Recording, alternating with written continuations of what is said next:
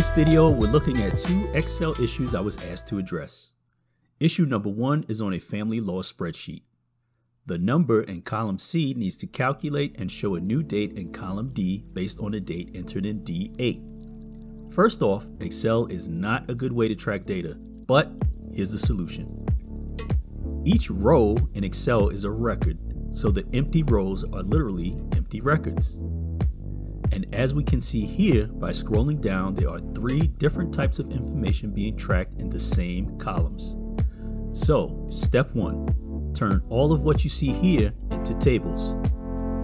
With the data as 3 respective tables and the dates sitting in columns outside of the tables, we can easily include a formula to calculate what we need. If days are greater than 0, add the date to the days, otherwise display the date.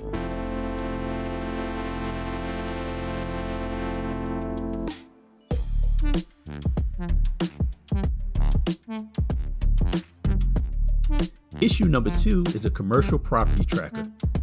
It's already set up with tables, so... What just happened? Okay.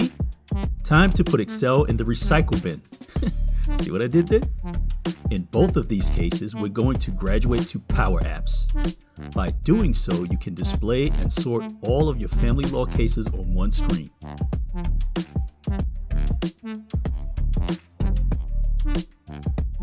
Add a new case, filter the cases by the practice areas, and edit case data. To view details, just click the case. And just like we saw 3 tables on the spreadsheet, here are 3 respective lists related to the case, but in a more manageable layout.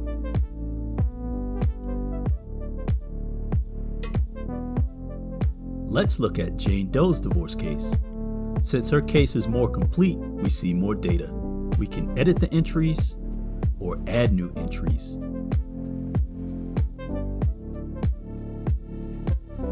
Switching over to the commercial property side of the firm is easy. Looks familiar to family law, but it's built based on the spreadsheet that Recycle Bin took away for us. To help the paralegal manage properties, we've tabbed it out to display properties by type. Nice, very nice.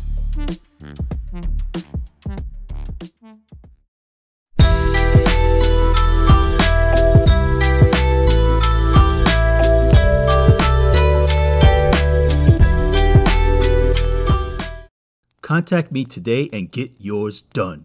Stay awesome, have a blessed day, and remember, be epic.